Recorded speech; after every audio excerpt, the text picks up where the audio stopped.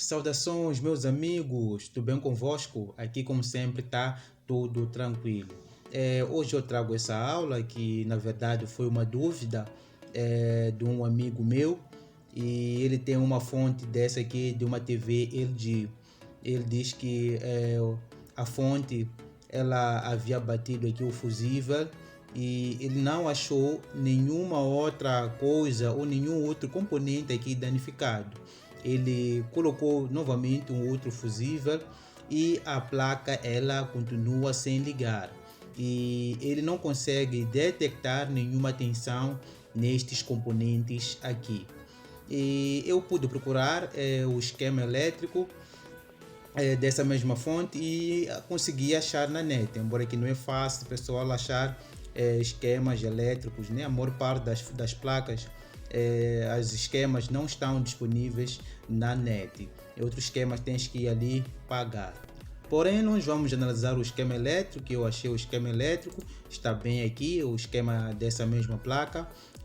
Vou aqui mostrar alguns pontos que ele pode estar a medir, também vai te ajudar bastante, né, a identificar o erro nessa mesma placa. Então, meu amigo, se não é inscrito nesse canal, aproveita esse momento e se inscreva nesse canal, ative o sininho das notificações e pode deixar ficar o seu like se for a gostar desse vídeo aqui. E sem mais enrolações, vamos logo começar com a aula de hoje. Muito bem, o esquema elétrico que nós iremos ver é esse aqui, da placa que nós acabamos de ver há pouco tempo, de uma TV da LG. O modelo da placa é essa aí que está a passar aí no rodapé. E quero deixar uma dica aqui para quem está a iniciar na leitura das esquemas elétricas, dizer que fazer a leitura de esquema elétrica não é uma tarefa assim tão fácil, mas também não é assim tão complicado.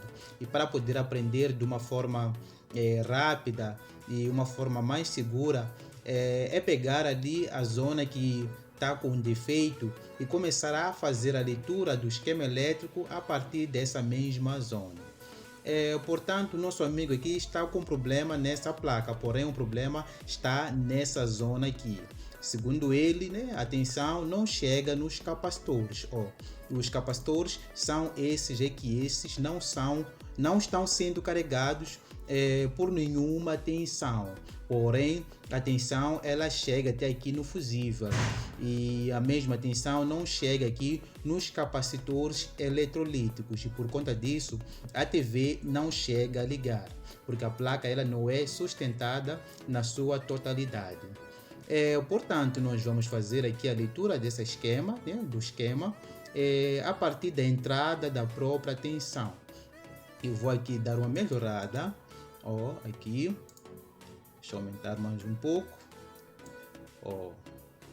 aqui, e segundo aqui o esquema, podemos notar que a tensão ela entra a partir desse ponto aqui, A partir desse ponto, nós temos a entrada da tensão máxima. E com essa fonte aqui, ela trabalha com uma tensão de 220 volts.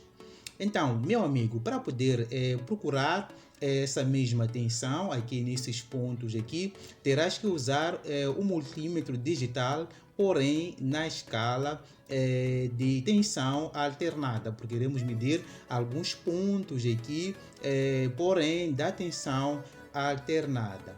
Porque se formos a observar aqui com mais devagar, nós temos a entrada da tensão aqui e temos já logo o fusível que havia rompido é este aqui. Já que colocaste um outro fusível, teremos que medir a tensão alternada nesses dois pontos aqui. Se houver aqui a tensão dos 220 volts, quer dizer que o cabo que estás a usar está bom, não há nenhum problema com o cabo condutor. E este componente que nós conseguimos ver aqui, que está em paralelo com a fonte com fusível, é o varistor. Este aqui é o símbolo do varistor. Aqui em cima temos um resistor de 1,2 mega-ohms. É um resistor bastante grande. Logo aqui temos um termistor que é o NTC. Com isso, este componente trabalha com uma temperatura negativa.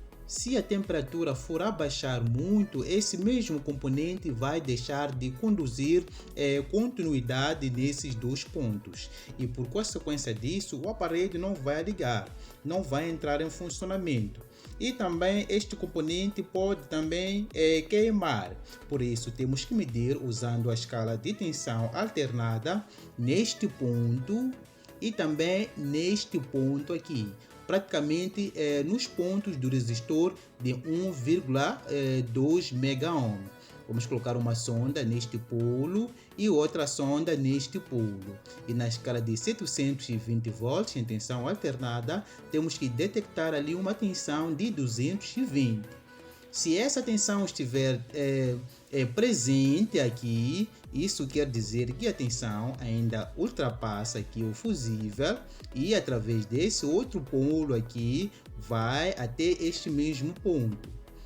Agora, o próximo passo será medir este ponto com uma determinada sonda, assim como esse outro ponto aqui. Então, vamos medir essas duas extremidades entre o capacitor aqui de supressão de 275 volts por 0,33 microfarad.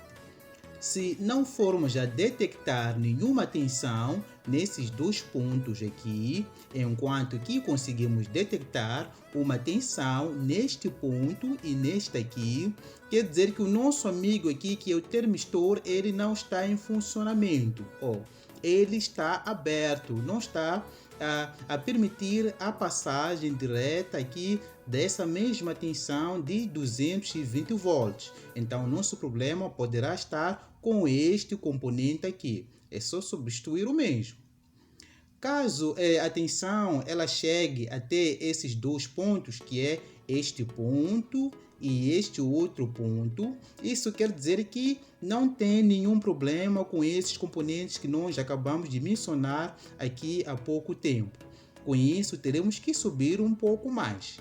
O que nós temos aqui é uma bobina indutora. O que este componente aqui faz? Permite com que a frequência que há nessa mesma tensão aqui dos 220 volts na rede entra aqui no aparelho, porque tem essa mesma tensão de 220 volts tem uma frequência bastante baixa. Então essa mesma frequência vai entrar aqui na TV ou na placa.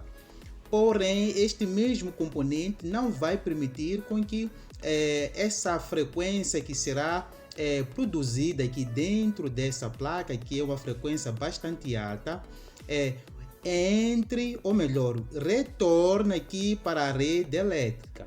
Então, a tensão ela vai entrar com uma frequência baixa e a frequência que será produzida aqui dentro da placa não vai retornar para a rede. Essa é a função dessa bobina aqui indutora.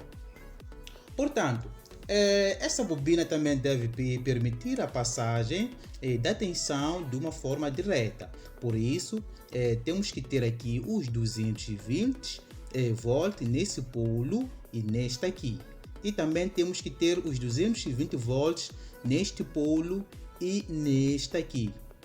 Se não formos já detectar uma tensão de 220 volts neste polo e neste aqui, enquanto que conseguimos detectar essa tensão neste polo e neste aqui, nesse caso no 1 e no 2, quer dizer que essa bobina está com problema, pode ter rompido um filamento no seu interior.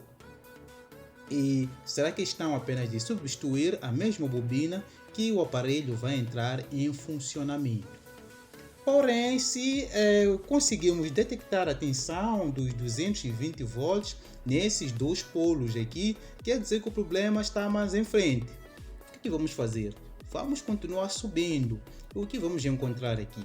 Temos esses dois capacitores, temos o capacitor aqui cerâmicos, e esse aqui também é um capacitor cerâmico, e aqui em frente temos o capacitor de supressão também de 275 volts por 0,33 microfarad. Mas será que um desses capacitores aqui pode estar em curto? Essa possibilidade é bastante baixa, meus amigos. Por quê? porque se um desses componentes aqui que estão em paralelo estivesse curto, o fusível que ele colocou aqui estaria novamente aberto, teria estourado o fusível. Então, com isso, vamos descartar um possível curto aqui no termistor, que é este aqui, e também aqui no varistor. Também vamos descartar um possível curto geral nessas bobinas indutoras. Nessa bobina aqui vamos descartar o curto e também vamos descartar o curto neste capacitor aqui de filtro. Porque se um desses componentes estivesse em curto, o fusível também estaria aberto. Já que o fusível está fechado, não há curto aqui nesses componentes. Subindo mais em frente, depois dessa bobina, conseguimos detectar também uma outra bobina. E vamos fazer o mesmo procedimento que fizemos nesta bobina aqui. Vamos medir esses dois pontos aqui e vamos detectar uma tensão de 220 volts. Caso essa primeira bobina esteja boa, né? E essa mesma tensão temos que detectar neste polo com este aqui, se essa bobina também estiver em funcionamento. Caso não estiver em funcionamento, não vamos detectar a tensão aqui na saída e vamos apenas detectar a tensão aqui na entrada. Se conseguimos detectar aqui a tensão na saída, vamos também continuar a subir. O que nós conseguimos ver aqui temos o indutor na base de ferrite, temos também outro indutor aqui na base de ferrite e no centro temos novamente os capacitores cerâmicos, que são de 250 volts por 330 picofarad. Tem uma capacitância bastante reduzida. E o que nós temos aqui em frente? Temos uma ponte retificadora. Para que serve a ponte retificadora? A ponte retificadora serve para converter a tensão alternada em tensão contínua. Isso é, através desses dois polos, este polo com este polo aqui, esse mesmo componente vai receber uma tensão alternada. E através do polo 1 e polo 4 vai libertar uma tensão contínua. E através desse polo 4 aqui a tensão vai até o polo negativo do capacitor, porque esses três capacitores estão em paralelo. A tensão ela vai até o polo negativo, porque do outro lado é o polo positivo do capacitor. E essa mesma tensão positiva desses capacitores vai assim e retorna aqui para a ponte retificadora. Com isso podemos concluir que aqui no polo 1 temos a tensão positiva e aqui temos a tensão negativa no polo 4. Se tivermos aqui a tensão dos 220 aqui, então obrigatoriamente temos que ter a tensão dos 220 aqui na entrada, isso é, no polo 2 e no polo 3 temos que ter essa mesma tensão de 220 volts e temos que ter na saída a tensão já contínua, por isso que já temos que mudar ali o jogo. Na nossa máquina aqui, o multímetro digital, temos que colocar na escala de tensão contínua para podermos medir o polo 1 com o polo 4. Porém, podemos concluir que não temos nenhuma tensão aqui no polo 1 e no polo 4 e por conta disso esses capacitores não estão sendo carregados segundo a dúvida do meu amigo aqui. Portanto, o que vamos fazer? Vamos medir o mesmo componente que é a ponte retificadora, porque há casos em que a ponte retificadora também entra em erro, isso é, ele deixa de medir, ou melhor, deixa de desempenhar a sua função, que é converter a tensão alternada em tensão contínua. E quando ele for a deixar de medir, ou melhor, quando ele for a deixar de converter essa mesma tensão sem que ele esteja em curto, esses capacitores não vão em nenhum momento armazenar a carga. E se ele for entrar em curto geral, é claro que o fusível vai romper. E se ele apenas entrar em curto no polo de 1 e 3, simplesmente os capacitores não vão carregar e há grande possibilidade do fusível não romper. Então, meus amigos, essa é a dica que eu queria deixar aqui para vocês. Espero que tenham gostado dessa pequena dica aqui. Prometo voltar na próxima oportunidade para dar continuidade aqui desse esquema aqui, um esquema bastante bacana para falarmos acerca dele.